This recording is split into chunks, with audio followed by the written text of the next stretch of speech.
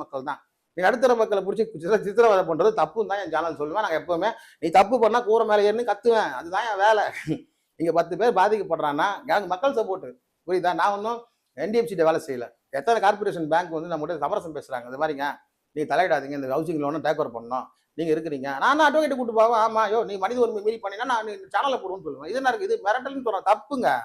இப்போ எந்த ஒரு சேனலும் இப்போ இதுவும் வந்து மீடியா தான்.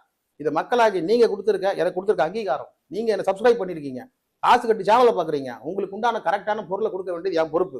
இதே சினிமா செய்ய சொல்றோன்னா, இல்ல வந்து ரீல்ஸ் எடுத்து போடுறேன்னா, இல்ல பைக் சாகசம் பண்றேன்னா, அதெல்லாம் பாக்குறதுக்கு 1000 கோடி மக்கள் இருக்காங்க. கடனால பாதிக்கப்பட்டவங்க யார் பார்ப்பா? இன்னைக்கு ஒண்ணும் இல்ல, கடனால பாதிக்கப்பட்டவங்க பேங்க் புறக்கணிச்சிருச்சு. அவங்க பேங்க் மேனேஜர் சீரியஸ் சொல்றாங்க, ஸ்டேட் பேங்க் மேனேஜர் கிட்ட என்ன சொல்றா தெரியுமா?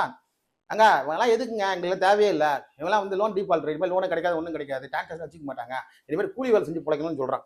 என்னதான் சொன்னாலும் அதுல எவ்வளவு நெக்கில் இருக்குன்னு பாருங்க. நெக்கில் என்ன அர்த்தம்? லோன் வாங்கினவங்க எதுக்குமே தகுதி இல்லாதுன்னு சொல்ற ஒரு பேங்க் மேனேஜர் சொல்றான்.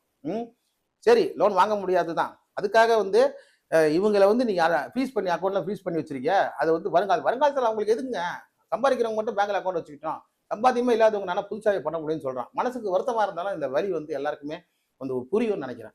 ஸோ என்னோட மக்களை இனிமேல் லோன் வாங்க தகுதி இல்லை, இனிமேல் ஜிபே ஃபோன்பே யூஸ் பண்ண தகுதி இல்லை அப்படின்னு வந்து ஒரு அரசு ஊழியர் சொல்லும் போது, அப்போ உங்களுக்கு சப்போர்ட் பண்றதுல என்ன தப்பு இருக்குன்னு அவர் கேள்வி கேட்கிறார்.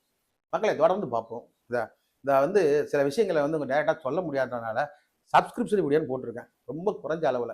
இந்த சப்ஸ்கிரிப்ஷன் கூட பார்த்தீங்கன்னா எங்க பின்னாடி நிறைய பொது சேவைகள் தான் கொடுக்குறோம்.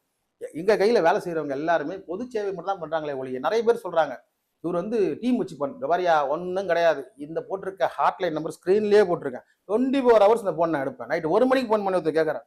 ஒரு வயசான பெரியவர் என்ன கேட்டாருன்னா, ஐயா மாடு திருட்டையா, மாடு திருட்டு போயிட்டாங்க ஐயா, யாரோ திருட்டு போயிட்டாங்க, பால் கிடைக்கிற மாடு வீட்டுக்குள்ள பூந்து எடுத்துட்டு போயிருக்காங்க அப்படின்றாங்க. உங்கள் secured unsecured loan credit card default குறித்த சந்தேகங்களுக்கு வழக்கறிஞர் சரவணன் பதில்கள் யூடியூப் சேனலை சப்ஸ்கிரைப் செய்யவும்.